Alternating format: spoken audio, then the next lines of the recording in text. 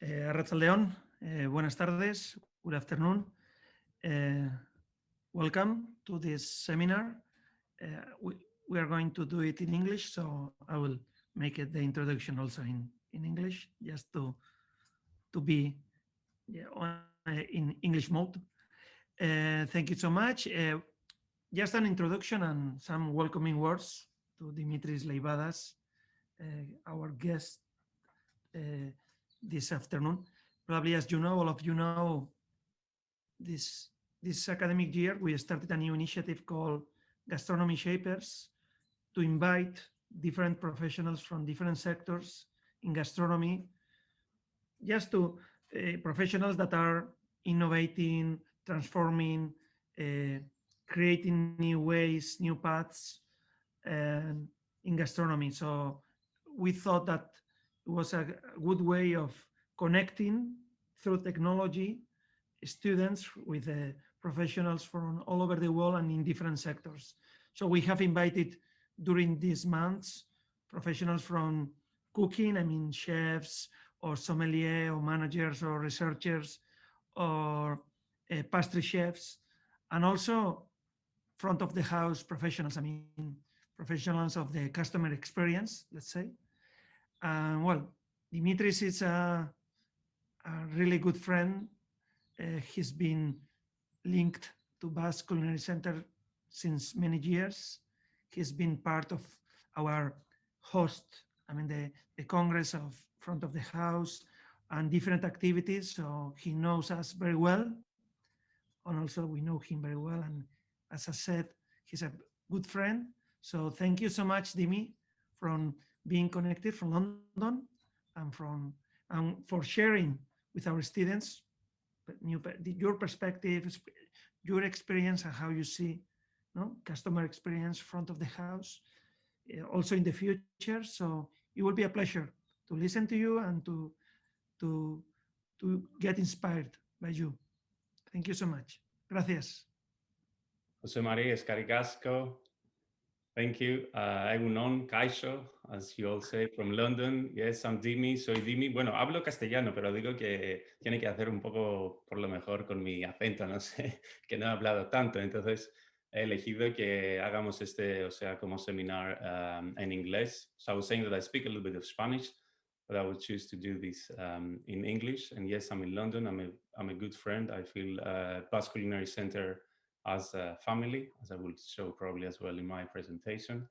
It's a real shame that I'm not there to give you hugs to all of you, because I believe as well that you're great professionals, very inspiring, motivating, and the Basque Culinary Center for sure is one of the most creative and avant-garde schools and institutions when it comes to hospitality education globally. And I'm not just saying that, it's true. So thank you. Pleasure and honor, and looking forward to meet as well your students. Thank you. Thank you all in the Basque Culinary team. I'll do the British way. Hello. And also Maggie Echeverria, professor from the front of the house team. She will be like moderating, let's say, also wherever you have the interaction with the students in the future. So Maggie, if you want to say some words in this introduction part. No, as we say, it's like Dimi. It's part of the front of the house team of Basque Culinary Center. It's like we've known him for many years. He's a concerned collaborator of host. He always has a word for us whenever we have any question. But just in case any of our students it's not sure about who Dimitris LEIVADAS is, so we will just make a little reminder. Okay, he has been part of the front of the house team of restaurants such as the Fat Duck in the United Kingdom, of Nobu and Matsuhisa in Mykonos and in St Moritz. He's a great host, and in the last few years he has owned his own development team with Delta Lambda. And we hope that today we're going to talk a little bit about the people. So Dimi, whenever you want, it's always a pleasure to have you in the house. Madi, thank you. And thank you again, all of you. You're lovely souls of all, and great professionals. Thank you. So I thought maybe to make it a little bit visual, because anyway, we're not really there. So, and we're all spend a little bit more screen time. So yes, my name is Dimi. I'm Dimitris LEIVADAS. As we said, I'm based in London. I founded Delta Lambda Hospitality about 7 years ago. And I've traveled quite a bit around the world with all our projects. And what I've realized all these years, it's going to be 25 years in hospitality this summer. Hard work, energy keeps you going. But it's all about people. In hospitality, in any part of the world, and actually in any industry, it's all about people and culture.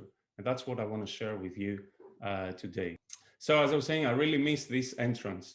This entrance when we always arrive at the Basque Culinary Center, and you know, depending if it's sunny, if it's a little bit drizzling, but the air, it's fresh. But most of the time it's this stunning entrance, and above all, you're very generous and warm hospitality at the Basque Culinary Center. And I really miss that, and next time I will be there, not via our laptop, but there giving you hugs once permitted and with all the measures, obviously. So yes, I miss the anonymous and eponymous family and gang of the Basque Culinary Center. You're the ones. So I always share this probably for, let's say, slides maybe in some of the presentations or webinars or things when we speak with companies, in conferences, in our projects, right, with clients. We're talking about people, and people is all about actually emotions. So this one is very close to my heart anyway, for many reasons, especially personal ones. The Little Prince, but the message is big, right? And it's only with the heart that one can see rightly. Because what is essential is invisible to the eye. So it's like those ads that used to be, you remember? Follow your heart. Sigue vuestro corazón, right? Follow your heart. It won't lie you. Your gut feeling as well. And Maya Angelou, a legendary icon, I mean, amazing soul, right? One of the things he was saying was that people will forget what you said. Probably you might do after this, let's say, webinar, right? You might forget as well, probably some things that I did. But as you said, they will never forget how you made them feel. So, emotions. And whatever you do, do it well. Another iconic figure, right, of the industry. Many grew up with Disney movies. So Walt Disney used to say that whatever you do it well. And if you do it well, people will come back to see how well you do what you do. And then what will happen? They will bring more people to show them how well you do things. And it's going to go on and on and on. And it's how actually our business is growing and how our patrons, our guests, right? And in hospitality, we try to use the term guests and not clients or customer, invitados, podríamos decir en español. So they become your ambassadors, the ambassadors of your product. And please remember that it's everything down to the details. The details do matter. So these legendary modernist architects, right? Mies van der Rohe used to say that God is in the details.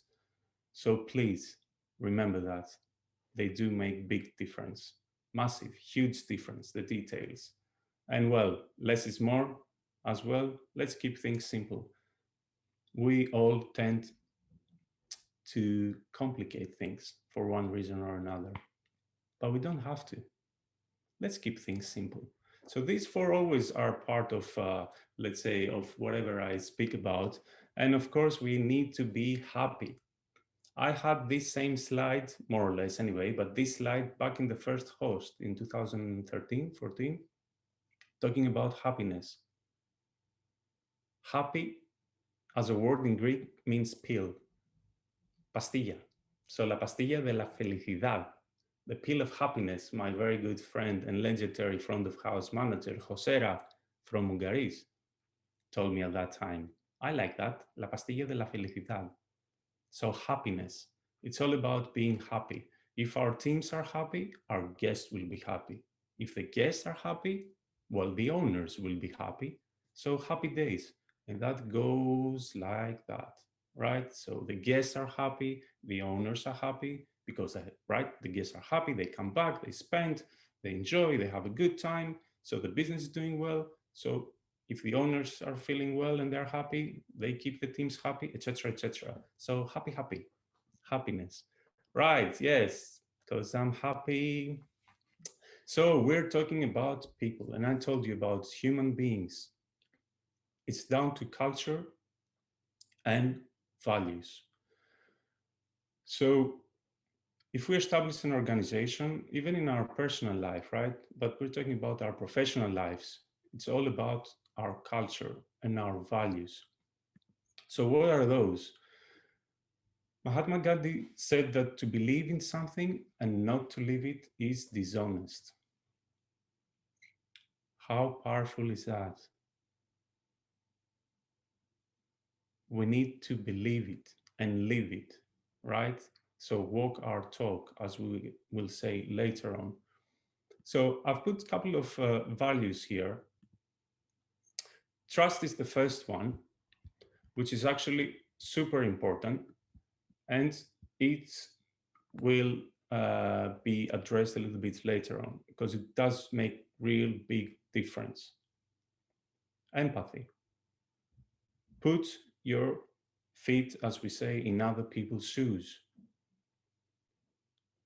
Feel your staff, your members.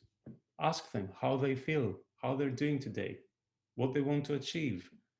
Show this empathy. I mean, let alone during these times now, right? Humility, respect. So humility, be humble, keep things easy. Keep your feet on the ground. It's a big thing to be humble. It doesn't happen from one day to the other. Respect. So respect, well, do you demand respect? Do you ask about respect? We gain respect. We don't ask people to respect us. We need to gain their respect. Politeness. It's nice to be polite. It's nice to show this politeness to people. Integrity. Walk your talk, as we said. Do the things that you say that you will do, that you have promised to. And generosity. It's beautiful to be generous. Generosity has this element of surprise. Surprise is a great thing. It's beautiful to surprise our guests, our teams, right? The people around us. Give. Be able and be passionate about giving without waiting something back though, right? Do it honestly. Openness. Be open. Share. Share what is happening. Share the vision. Share the plan. Share everything that can be shared with your team, with your associates. It's very important to be honest, right? And be open about things. Don't hide them. Ask and listen to people. Resilience is one of the most important things, especially nowadays, right? Resilience. So we all need to be adaptable, right? And flexible, let alone during these times that we all experience now. It's a huge trait, resilience, and the sense of responsibility and ownership. It's one of those things that we find in many industries and in our, well, anyway, in our everyday life. You know, you pop in to your bank, well, I mean, when we were allowed to anyway, or you pick up the phone to speak to your mobile company, whatever, or something happens, things that don't really get going well. And then they're like, oh, we didn't know, I didn't know, let me ask my manager. Well, that's not part of our procedures. It wasn't my fault. No, own it. This is the sense of responsibility and ownership. I love when people do that. And actually, they've always had a priority into my life, personally and professionally. Sustainability is very important, and it's something that we've all actually listening now during these days, especially how important it is to have a more sustainable approach to our life, personal or professional. I would encourage most of you to have a further look to the 17 sustainable goals of the United Nations and see how that goes. So, trust. I have for you these two questions. So trust actually changes everything. It's an amazing thing to trust and to be trusted within our family and within our professional environment. Let me put out these two questions to you, which I find them incredible, and especially try to go back to them, answering them after 3 months or 6 months or a year.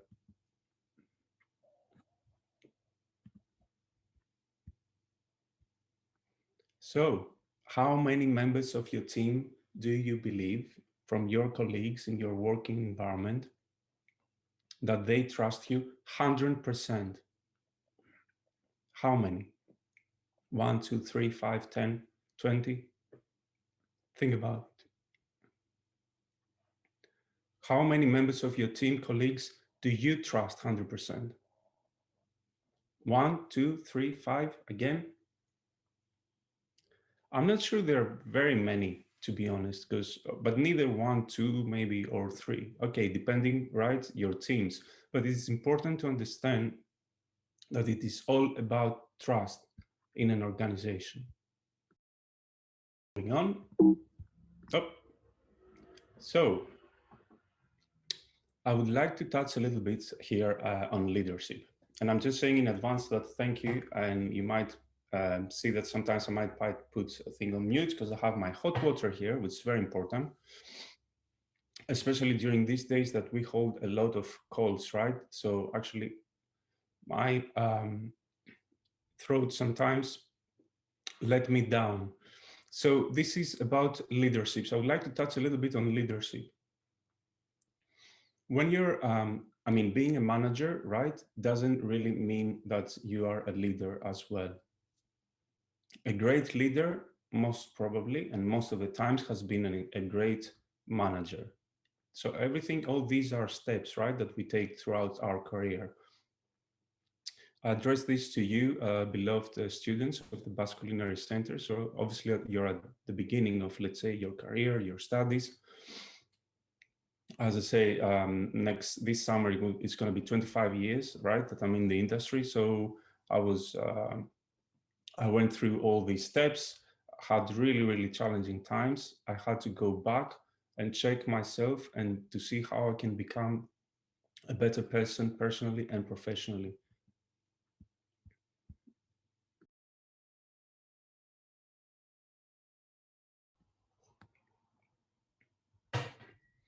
Well, esto es en español también, eh? This in Spanish, right? The jefe, the boss, what we call, and the leader. Can you see the differences? Right? The boss, jefe, says to people what to do. You see, does that as well with the finger, which the ones that have been working with me, they know that I'm not a great fan of this when people do that. I normally do that, right? So no finger pointing, please. So the boss says what people do, right? They have a big ego maybe about themselves, etc. And they think they're the best. They don't really listen. They demand respect because of hierarchy, is what we said before. They don't gain their respect. Whereas the leader is the one, as per word, that leads, a leader, right? They show the way. They're part of this journey, of this evolution, of this effort. And they bring people together with them. They inspire them. They motivate them, right? They don't tell them what to do. I mean, they've shown them the way. They've shared the way. They want them to become better and greater professionals, even better than them themselves, the leaders. And they bring them along. But these guys, they don't exist. I mean, they exist, but they don't last for long, forever. No. Superheroes don't last forever. There's always some kryptonite around. This kryptonite can be various, I don't know, various things, right? But they will go down, the superheroes. So I used to be a superhero. I used to consider myself a superhero, trying to do everything, thinking that I can do them well, not maybe, you know, trusting and supporting that people could do it to a certain extent. It has an expiration date. You can't go like that. You're going to be working more and more and more. You will need to be there, micromanaging people. No, forget about it. There are no superheroes. I mean, they don't last. You need to make your team a superhero team, right? Collectively.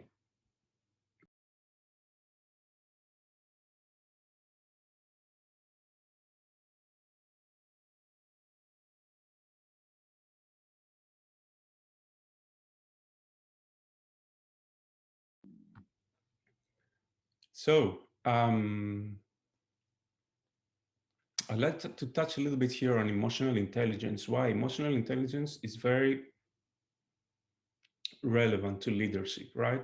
Emotional intelligence is our ability to understand ours and other people's emotions, categorize them, right? Put them in categories, let's say our emotions, be able to monitor them, right? And use them, because our emotions, they're going to become then are obviously words and our actions. And that at the end of the day is our character, right? Our performance. So we're looking and we want in our teams to have highly emotionally intelligent people.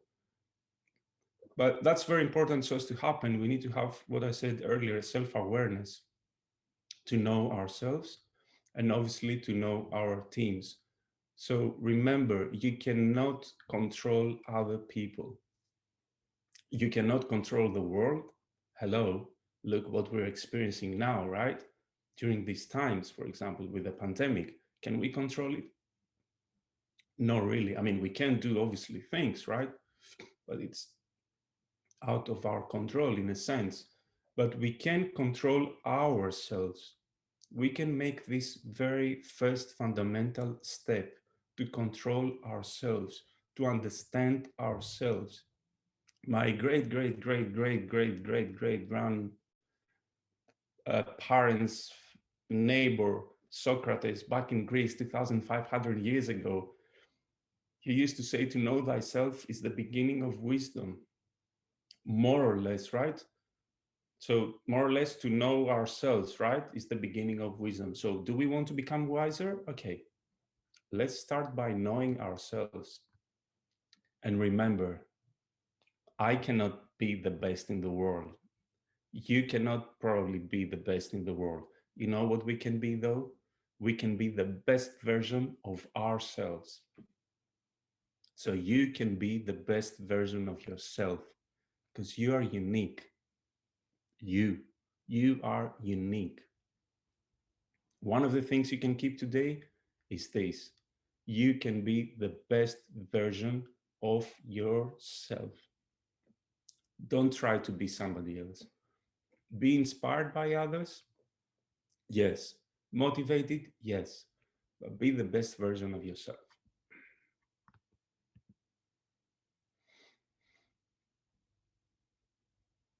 And remember that, as this African proverb says, if you want to go fast, go alone.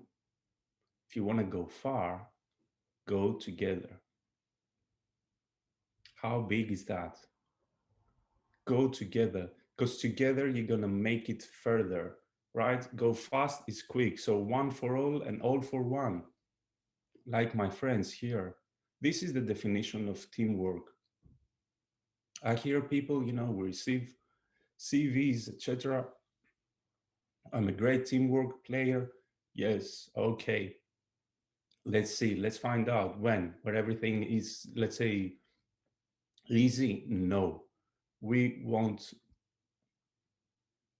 to see you when things are getting a little bit more difficult.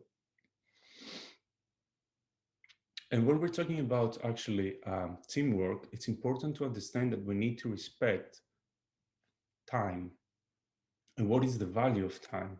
So when we work collectively, time is very important. And that would we break it down to time management,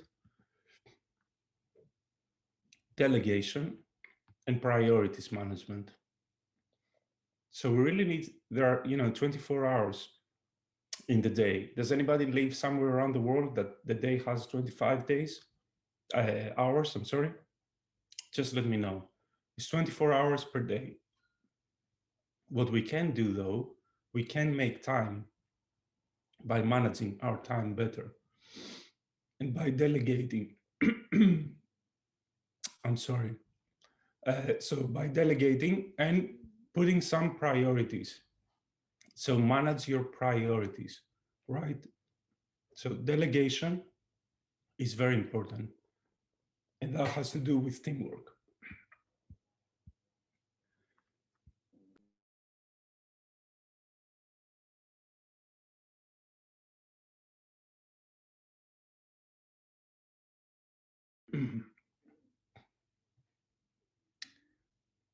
So we're going on. You see, it's what we were saying earlier about challenging things are not easy or as predicted. So we need to find ways. That's what I'm doing now as well. So celebrate individuality, utterly important because we're all actually different. So inclusion, equality, and diversity. Right.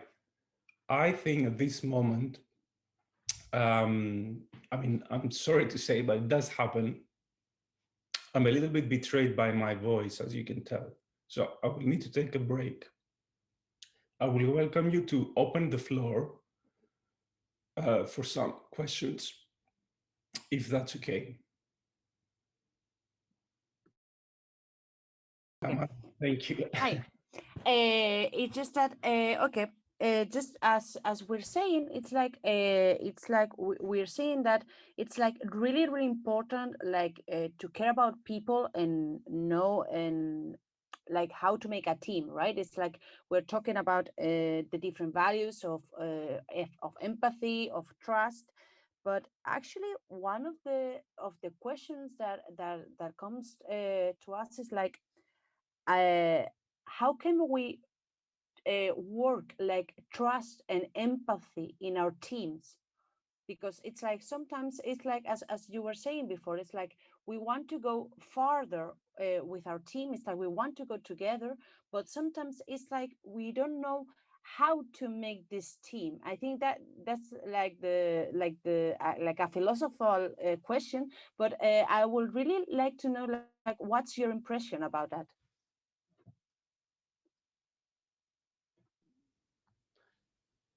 Thank you. So very briefly, because I'm a little bit cautious now. I might need to get some of those pastillas of happiness for my throat, for mi garganta. Oh dear. So I think it's important, as I was saying, to make sure, for example, celebrate individuality. So handpick the roles, make a team one by one, and do not hesitate to keep on focusing on people actually and making sure to get the best out of them, as we were saying. To build teams that they're very trusted, it takes time. It doesn't happen from one day to the other. But if you do respect, as we were saying, that's why it's very important, the culture and the values, right?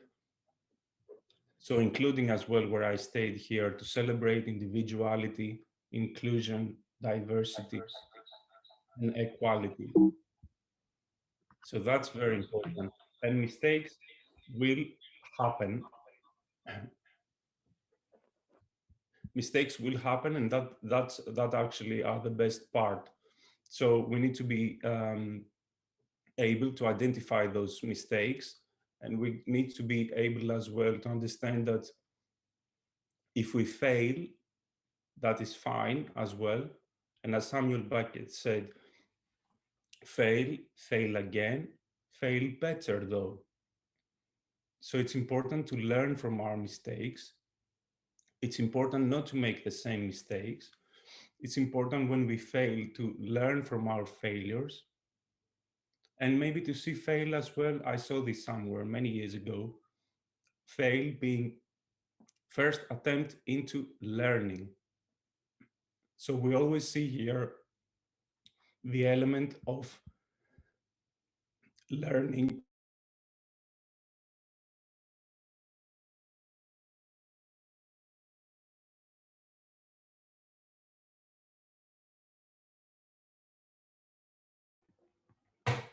Fear, face your fear. I'm facing my fear now, not being able to speak that much. So I'm facing my fear. I don't try to avoid it. I cannot really. Anyway, we're live. But I'm trying to find ways. Getting Maddie, for example, to help me. And look, these are the beautiful things of, because these are real life scenarios that they happen as well. In the hotels, in the restaurants, right? You have your plan and things go wrong. So what do? We're facing our fear. We don't avoid our fears. Fear is good because it gives us a little bit of a backup, let's say. It builds our, resilience, as we were saying, and our instinct. And have faith. Have faith. As I have now faith, again, having this teamwork with Maddie, getting there, getting me, she's monitoring me. Is he gonna make it to this slide, the next one? Oh, you know what? I love this actually. Because this is not obviously organized. We're not supposed to happen, let's say, but look how it works. It's beautiful. So I have faith. I have faith that there is somebody there that can support me now that I face, let's say, these difficulties. Let's see if I can make it. So these are the challenges. But challenges create opportunities and possibilities. So challenges can be possibilities and opportunities disguised, right? Blessed within a disguise, as we say. And that's how I love. That's why I don't use the word problems, for example. It's a word that I'm not very keen on. I love to say and see challenges, that they create opportunities and possibilities. And there are possibilities for change. Change is good. The majority, maybe, of us, we're afraid of change. But it's really during change and outside our comfort zone where the real magic happens. It's somewhere out there. And these are times as well to change. During these difficult and challenging times that we're all going through, trust me, and I ask for your trust that I mentioned earlier, which I need to gain, right? But trust me, if you wish, at some point maybe, these are the times for change. And change is good. It's not easy, but change is good. And you need, as Maddie was saying, you need a trusted team. So you build and you shape this team and this culture, as we said, so as to achieve greater things, including change. But you need to communicate this, right? And as we were saying before, you need to be open. Have this openness. If I don't tell you what I'm planning as an owner, as a manager, as an organization, where we're going to be heading in 3 months, 1 year, 3 years, 5 years, what is our plan? How are we going to make it happen? If you guys don't know my team, if your team doesn't know, How they're going to become your ambassadors, as we said earlier, to do things better and do them well. How they're going to create emotions to the rest of the teams, to the associates, to the guests. We need to have this openness, this open culture.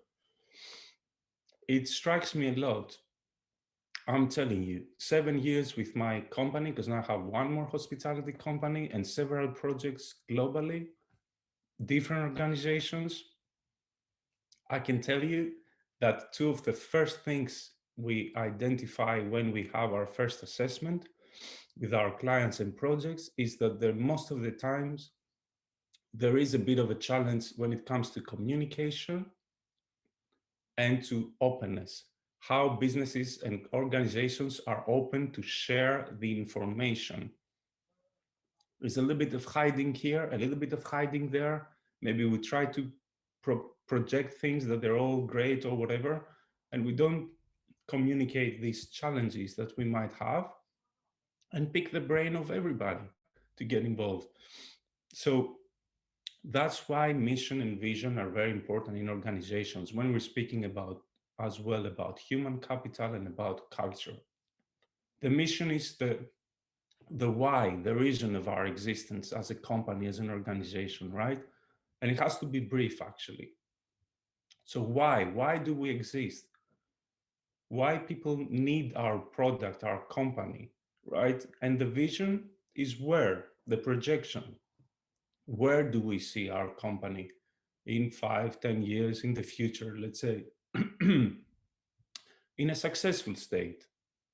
So mission and vision, but only if that is communicated with our team and they get involved, right? They will be part of it. And it's important to give the constructive feedback to them, though, and reward them. This reward culture. Did they say constructive feedback? Some they say, comments, or then for the guests, we hear the word the complain, which again, I'm not a great fan of it. Keep it in mind. You go to some places, organizations, I've seen it in hospitals, private, expensive hospitals, right? In US, in UK, and you meet people when you go in for a project and they tell you, hey, this is the complaint manager. I'm just thinking, complaint manager? What does that mean? Means that we already think and believe that we're gonna have complaints for our product and our services. So we have a manager for that and a whole department dealing with complaints. I'm not sure. I mean, first, it's feedback and it's very important, but why complaints, let's say? Why thinking that we're gonna have complaints? Why don't we focus on our culture, our product, our system, so as to have less and less constructive feedback? We've always had this approach. I mean, don't get me wrong. I had this even when I was working in restaurants that we mentioned before, etc. I didn't accept that people were saying, oh, they complain. No, they have a constructive feedback that we need to, to monitor and identify why these guests, let's say, they say X, Y, Z. Yes, we know that we're good at what we're doing, and we're pretty serious about it, and we are critical about our performance, etc. But there is a reason why they say and they do so. But we need to listen. If we don't listen, it's not going to happen. The art of listening, no? El arte de escuchar. So listen. That's why I get bored to myself when I speak. If I speak, like, let's say, in this style, because I prefer generally as well to listen. We need to listen. Listen to your team. Listen to your guests, your customers. But these are guests, right? Listen to them. What do they say? What are the signals that they omit as well? And listening doesn't mean that they speak, right? You can see, you can understand what they want to tell you in advance. That is what is about great culture and great teams. You don't even need to speak. You already know what they want to tell you way in advance. So you make sure you don't get to that point that probably they tell you, Here is my resignation letter, for example. I'm about to go. It's small things, details, huh? Don't forget that, what we said before. And it's important. So just very, very, very briefly, because all these that we talk now about leadership, these are a whole session by themselves, right? Independently. So the way we sound is very important. That's why the communication, what we say is the verbal communication, right? So it's different if we speak faster, if we speak louder. The intonation, this is as well part of the training and development. So many years ago, for example, well, it was at the Fat Duck. That's a case study, let's say, a story. I used to hear these words that you hear them in many restaurants. You go in the restaurants, especially maybe in the front of house or the kitchen. So they say, backs, backs, backs, behind, behind, coming through, right? Que creo que en español es como, o sea, vengo, vengo, no sé, y cuidado, ojo, ojo, right? Fuego, voy con fuego, una cosa así. La terminación es esa la que estás buscando, Dimi. Sí, eso es. Y entonces, ¿sabes? Estábamos, I was like, wait a minute. So you go somewhere and people, they tell you backs, backs, backs behind, etc. You know what happened? Real story. A guy, a chef, was in the tube in London, and he wanted to get out of the tube, and he was saying to the passengers, backs, backs, backs behind.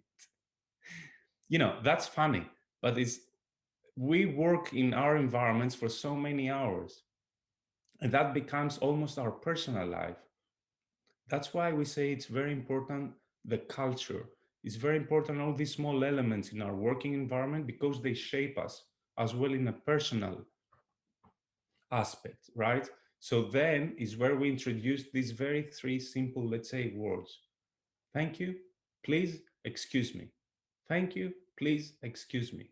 So the whole restaurant was using these words, and we did manage to ban backs, behind, etc. Because you wanted to pass, you wouldn't say behind or backs. You would say, excuse me. And you were passing, you say, thank you, please. That's nicer, isn't it? And it's more polite, as we were saying. So this guy that went to the tube, probably the next time, he would say, excuse me, and he would go out. Right, these are small things, but trust me, they matter. So the same with our communication, the nonverbal is as well the way we look, right? And we behave, as we said. So body language, the etiquette that we use, obviously grooming, these are all parts, especially in hospitality and related to communication. But I don't want to stay there a lot. The human capital is our greatest investment. And this is something that, again, in our projects, for example, and I'm an avid ambassador of this, trying to remind our stakeholders, associates, our clients, that they really, really need to invest in human capital, invest in people. Yes, it's nice to have beautifully designed restaurants and hotels and everything, but it takes people, right? And here is again Disney was saying this thing as well, that you can design and create, right, and build the most wonderful place in the world, but it takes people to make a dream a reality. And this is a great challenge, but I would use the word crisis now. With the pandemic, for example, that we need to secure our talent. We need to make sure that businesses, they keep their people, the great people. We will have obviously casualties and losses. You know, people have lost, they will lose their jobs and everything, but we can't really let our great talent go. This is so important, more than ever actually now, to protect our human capital. Design, yes, is great. I'm telling you, we work with, you know, the best brands in the world, luxury and everything, and yes, it's brilliant, but it's people. These are the ones that they will make the difference, right? It's not the buildings. No, I can go to a museum if I want, I'm telling you, I'm really upset that I can't visit the museums because I love art. If you see my bookshelf back, it's mainly art instead of cooking books. I have cooking books, but they're a little bit lower. Okay. So recruitment. It's recruitment. I'm not very keen with the word. It's more with this word either. It's more casting for roles, right? You choose what we were saying before. Maddie was saying as well, how you build these teams, trusted teams. You need to handpick every member of your team, depending obviously the organization and the size of it, right? You will delegate per department if needed to handpick their, because you've handpicked the heads, right? And they will handpick their teams because everything is trusted and because we delegate. Is what we said before. We can't micromanage. We cannot control everything. No, you create your strong team that you keep enforcing and empowering them and giving them roles, and then they build their own teams, and this is a whole organization works like that. So we're casting for roles, really. It's like a football team. It's like playing chess. This is a way probably that I would, give an example. Not everybody can be, right? Number 10, number 9, and the goalkeeper, the same with the chess. There's a reason why the queen, the king, they have certain moves, right? It's all about the strategy of the game. And I'm really fed up, to be honest. I can't hear people in the industry, especially more viejos, viejitos, como yo, en sus cuarentas, like 40 years old, like myself, getting older and older. I feel young. Saying, oh, the young generation, los jóvenes. We can't find stuff. No podemos encontrar gente. No aguantan mucho. They don't last much, right? No tienen paciencia. They don't have patience. The youngs, the millennials, los millennials, they seem to be very sensitive, muy sensitivos. They don't have passion and drive, ¿no? Falta pasión y determinación y creen que ya saben todo. They know already everything and they already want to become managers, que sean managers directamente, un año, no sé qué, in 1 year, and they don't want to work long hours. And I'm like, okay, and so what? Even if this is true, which is not, but let's say even if there is an element there, whatever, and so what? Stop.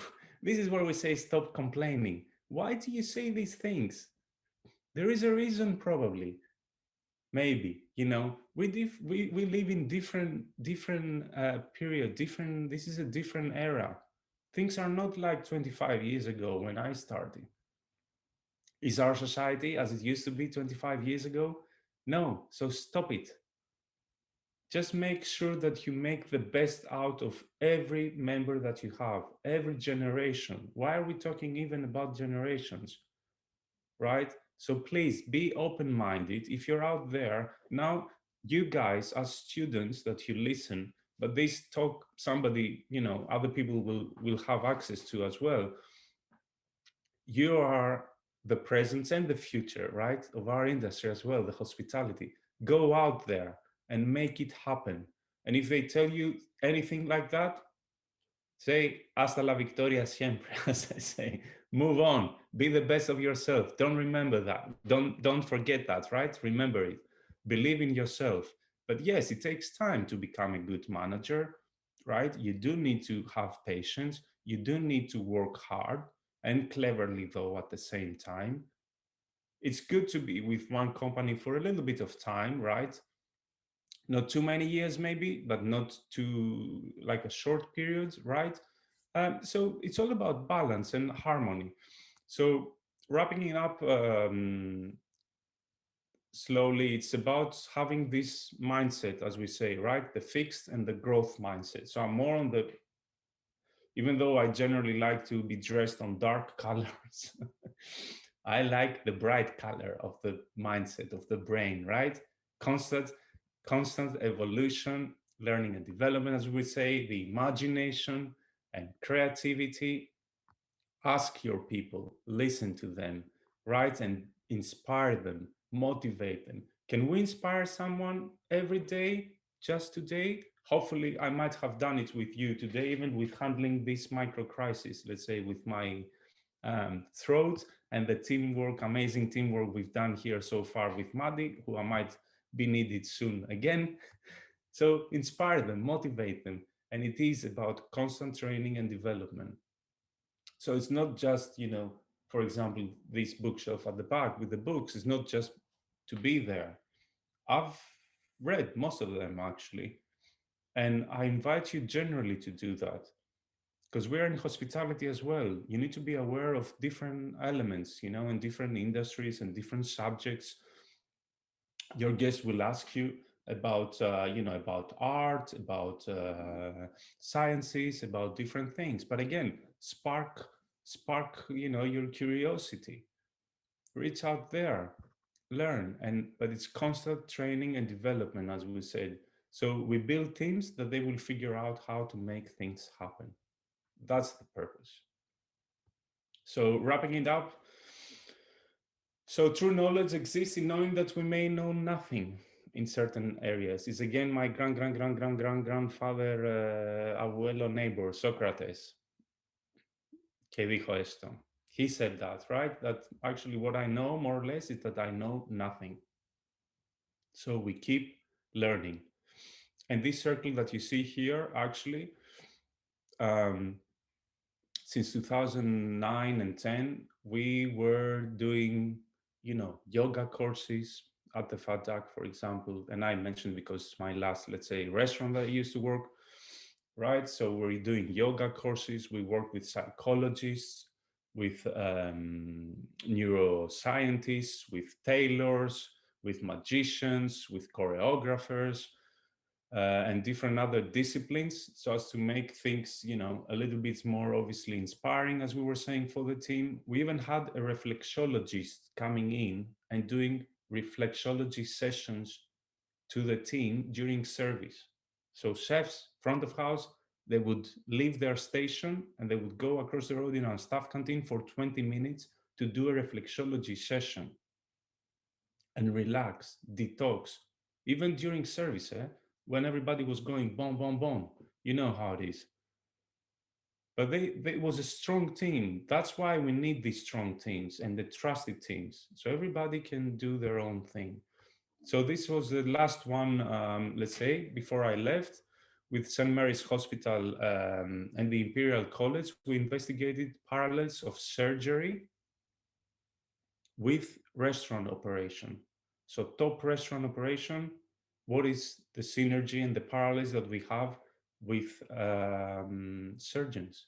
And it's crazy. There are so common things, actually. The knowledge, the time management, the teamwork, everything is done right to the millimeter, let's say. Yes, accidents happen. We need to control them, obviously, because we might have casualties, right? Especially in the surgeon's part. But yeah, this is what you see. It's front of house and kitchen team at the time that they're doing a surgery simulation. So what we said, creativity, imagination. And don't forget these 4 things. God is in the details. Keep it simple. Don't complicate things, right? And do it well, whatever you do. So there are going to be more people coming in to see what you're doing. People will remember how you made them feel. And I will remember today for sure how I felt. And follow your heart, emotions. These are the greatest things. So thank you, Scaricasco. I'm so glad I've made it with all these challenges to this moment, and I'm looking forward to your questions now. Gracias. Thank you very much, Dimi. It's like from the bottom of all of our hearts, it's like we really appreciate that you spend this time with us. It's just we just got a couple of questions, and it's like I don't know if you also share like there is talking about Walt Disney and all that. We need people to make the magic. It's like there is one thing that really, as I learn and I read more about all the Disney industry, it's like they really, it's like talking about people. It's one of the companies that really must be trust. It's like I don't know if you share or if actually you also like take also like the words from them that they really don't see their employees as employees. It's just that they call them cast members. It's like you also share like we are people, like we are like on the front of the house, we are like part of a cast, and we have like interpretate like a role during their service. Yes, absolutely. No, that is absolutely true. It's part of it is a play. I mean, yes, so it is a play. Everybody has its own roles. Of course, we need to remember that, you know, talking about restaurants and hotels, there are all these different categories as well, right? So in an environment like the ones, let's say, that I used to work, or now we work and we have the projects, it's probably easier to do that. Generally, that's why it's very relevant, all these, let's say, probably I would imagine the things that I've mentioned, that in any environment, if we apply them, they will be relevant. So I do want to see somewhere, even if it's a 3-star 50 best restaurant or a small tavern or a Pinchos bar, I do want to see somebody that is the more organized one and can look after, you know, make sure I have the right bill, have the right order. But I do want as well to see the character that's going to be more the playful one, right? And it's going to be alegria and everything. And I do want to see as well somebody else probably that has more knowledge about the product if I ask. So they all work together without seeing these details that we mentioned, that they don't get frustrated one to another. You get right this ambience and this feeling that this is a really nice clock, right? That they work the ticking mechanism, so everybody knows exactly where they stand, where they can go, where they cannot, the areas. So there are members, of course, they are members of a cast of, but no, they're not numbers. And that is what we probably see now, and that's why hospitality, hopefully, and will not get to that point of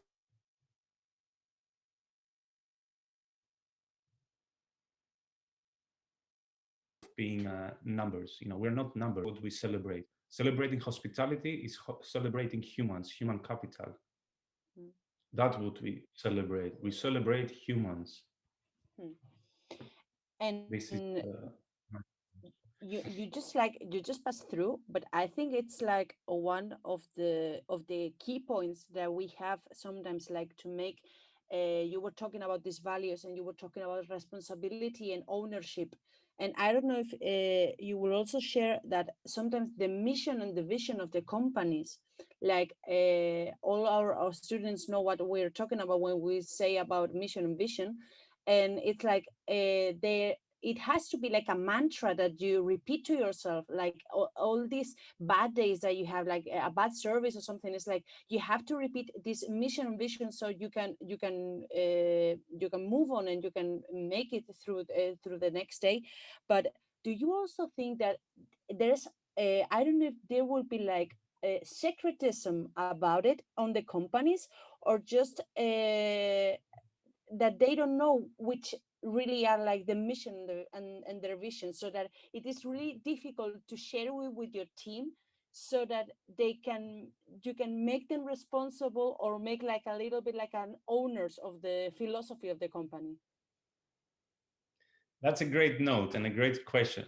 And you know where that goes back to what we're saying before about as well communication, but as well the companies themselves sometimes, let's say whether they're owners or the senior C-suites, whatever, they might just feel that they have to create or put out a mission and a vision, right?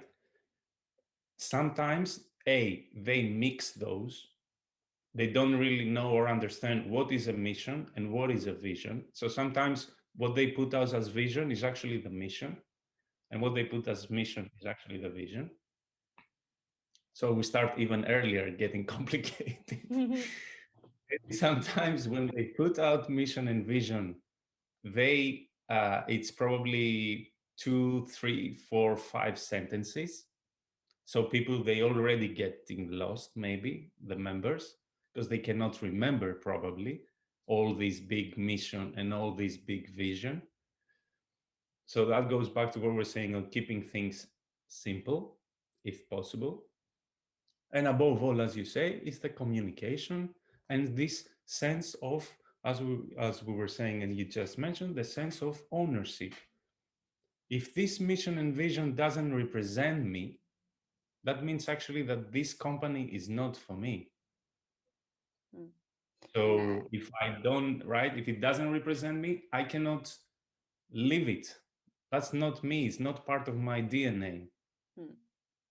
So And I don't think if that would if you would also share it with, because it's like going like into the generation, and I don't think that's like the key point, but it's like I think that all of our students and all of the young generations, they really need to belong to a place or to go somewhere where that can make them DNA, and maybe that's like one of the points that made them not spend too much time on any company.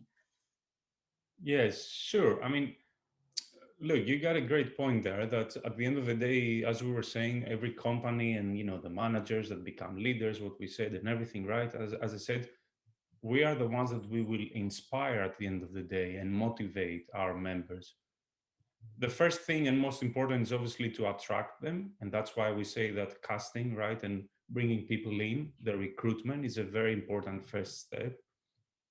So you handpick who you want, and then you mold them and shape them at what you identify as being the best for them, as we said, and it will be and best obviously for your organization and your operation, right? But again, celebrating their individuality and personality. And they will stay with you, they will grow. And at the end of the day, then they will at some point they will need to open their wings probably further, because you don't have the infrastructure as a company. Maybe, you know, you operate, let's put it in our terms, you operate one restaurant, so you don't have a second restaurant, a third restaurant to give them the chance to become the manager of the new opening, etc., etc. So they are ready, they're there, they cannot stay anymore, they will need to go somewhere else. It's fine. That's another thing that probably sometimes in the industry that we don't understand.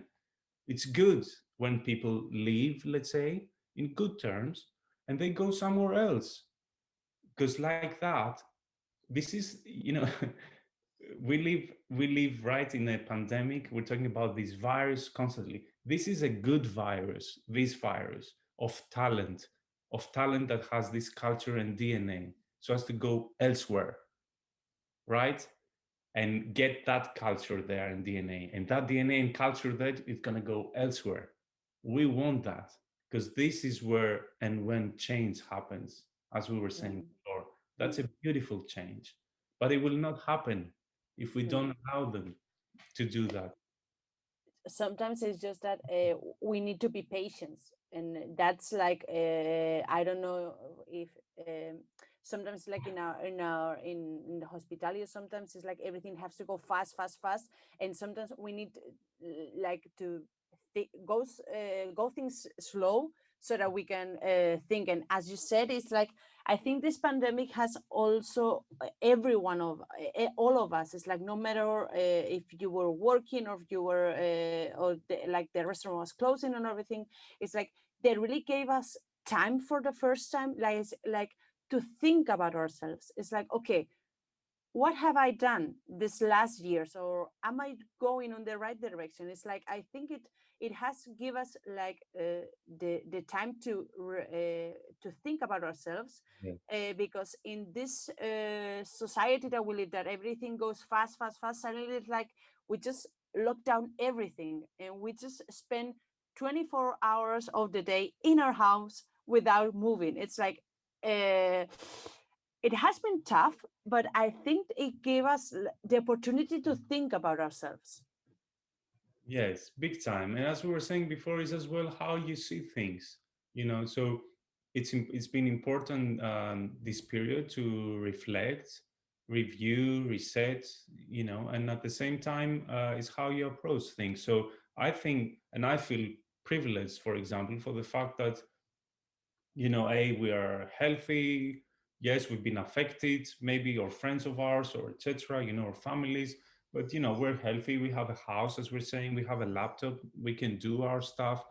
I mean, it's human nature, again, to what we're saying before about complaining. And but again, I think that all consciously or subconsciously, we need to understand that we were taught a lot of things during what we're going now, and obviously we will, you know, we will remember, and it has affected us in many different ways.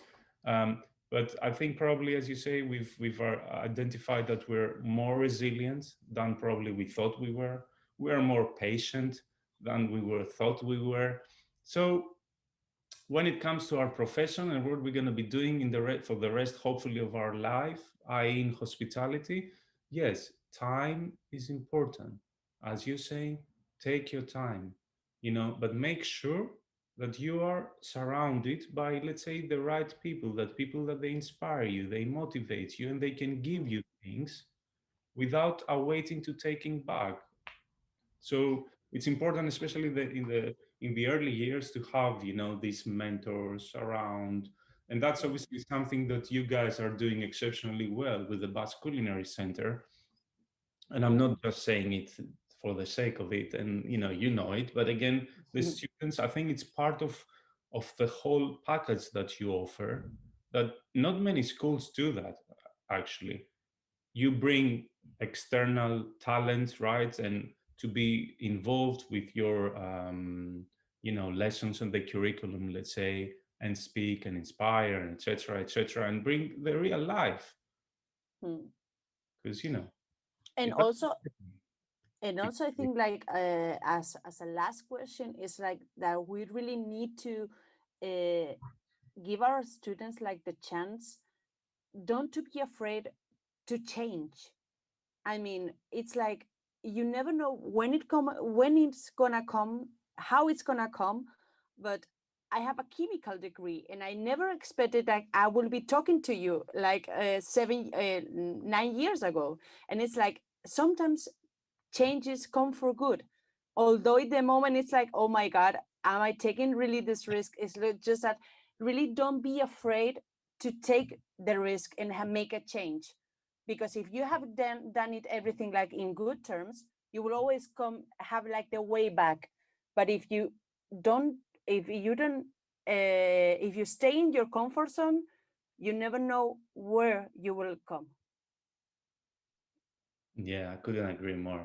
I loved chemistry, like other disciplines, but chemistry was cool, and I think you'll find it as well. Anyway, and especially the ones that they start now. As I was saying, I started 25 years ago in 1996, whilst I was still at school. I got my first summer job, let's say, in a tavern. It was hilarious, but I still remember, in an island in Greece, I still remember, the funny stories, everybody from those moments during these 25 years. It's not just that from one day to the other, obviously, you go and you work in some of the best restaurants, etc. It might happen again, but in all honesty, as we were saying, is this whole journey, as you say as well, is the journey. And I sent that as a material, right? I spoke about Ithaca, the journey, not the destination, the people that you meet, as you say, you don't know. So starting in hospitality today, whoa, I would definitely be very open-minded and, be flexible with the disciplines. And again, that is something that you offer a lot. I've seen all your programs now, how you've adapted them in 2020, etc. This is the reality. So it's not just about knowing, if it's a chef, how to cook, or if it's a front of house, how to serve, or whatever. No. We're talking about other things now, right? You need to know business, the whole, the financials, the tech, be like super innovative and adaptable and resilient, as we were saying. So it's a great profession to be in. Wrapping it, let's say, up more or less, it's a great profession that creates unique moments in a lifetime. It's super important to have as well other scenarios in the meantime. So yes, as Madi says as well, keep on what we're saying, developing yourselves, opening your you know, expanding your horizons. So you can always be adaptive and adjustable. But hospitality is everywhere, as we said before. You go to a bank, you go to your mobile company, you go anywhere, you will see that if, you know, hospitality people could provide the best service possible, because it's all about humans. We have that one. It's all about humans, the magic, intangible touch. Yes, and with professionals as you, Dimi, that once in a while you can just give us lessons about the people and how important it is to take care of themselves and to know the uniqueness of any part of our team. It's such a pleasure to have you in name of Basque Culinary Center. Really, we appreciate that you spend the time with us. We hope to see you again in the next host. We will see how we will do it. But you know that Basque Culinary Center is your house. We always wait for you with big hugs. Hopefully we can see each other soon. So it was really a pleasure, Dimi, and anytime this is your house. Muchísimas gracias, Mandy. Basque Culinary Center. Thank you for your support with my throat. That was definition of teamwork. That's plan. That's the perfect example of how to take care of people. It's like no matter where you are. Yes. Thank you. Gracias.